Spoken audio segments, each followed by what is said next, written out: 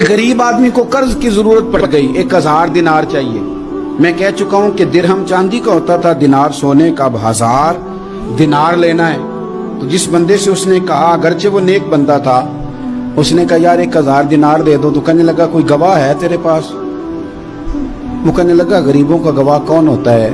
हाँ एक गवाह है। कहा कौन? का मेरा रब, वो तेरे और मेरे बीच गवाह है। उसने कहा कोई कफील, अगर तू पैसे ना दे सके तो वो बाद में दे दे, या तुझे कुछ हो जाए तो वो दे दे। उसने कहा कफील भी मेरा अल्लाह ही है।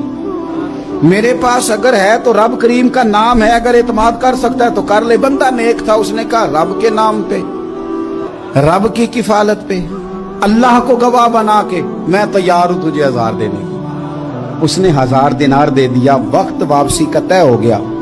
वो चला गया पैसे लेके।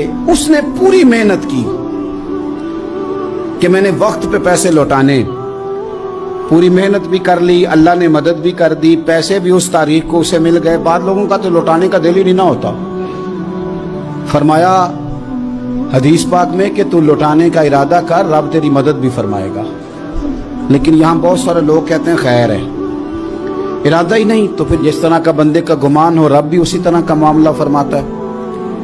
उसने पैसे जमा भी कर लिए और वापस देने को तैयार भी हो गया, लेकिन रास्ता बहरी जहाज का था, कश्ती का था, दरिया के रास्ते वापस आना था। अब वो जब आ गया दरिया के किनारे तो बड़ी कोशिश की, पर वहां उसे कोई कश्ती नहीं मिली।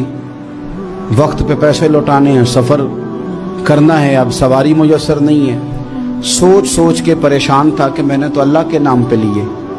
अचानक दिल में एक तजवीज आई। उसने एक लकड़ी ली, लकड़ी को अंदर से खोला, 1000 दिनार उसमें भरा। बुखारी पढ़ रहा हूं, और साथ एक खत भी लिखा कि यार मैं पैसे पहुंचाना चाहता था पर मुझे कोई चीज नहीं मिली दरिया के उस पार आने, अल्लाह के नाम पर तेरी तरफ रवाना कर रहा हूं। और ये कह के वो लकड़ी दरिया में रख दी।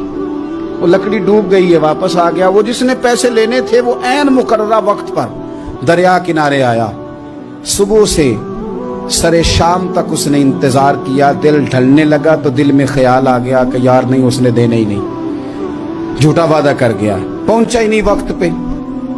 अब जब वापस लौटने लगा तो अचानक दरिया में एक लकड़ी तैरती हुई दिखाई दी। कहने लगा ले जाता हूं, शाम को रोटियां पकाने के काम आएगी, ईंधन बना के जला लूंगा, हंडिया पक जाएगी। लकड़ी उठा के जलाने के लिए घर लाया। गुमान था कि वो नहीं आया वादा करके।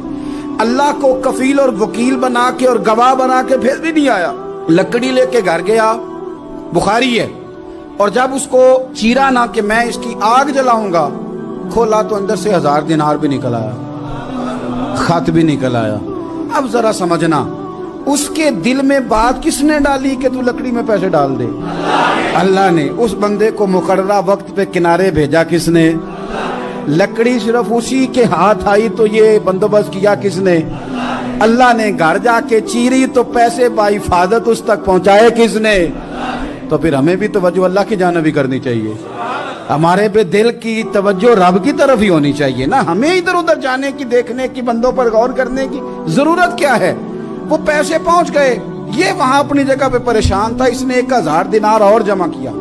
फिर दोबारा एक दिन दरिया किनारे आया, कश्ती मिल गई, बैठ के अपने उस भाई के पास आया। कहने लगा देखना मुझ पर बदगुमान ना होना, पैसे उस तारीख को भी जमा कर लिए थे।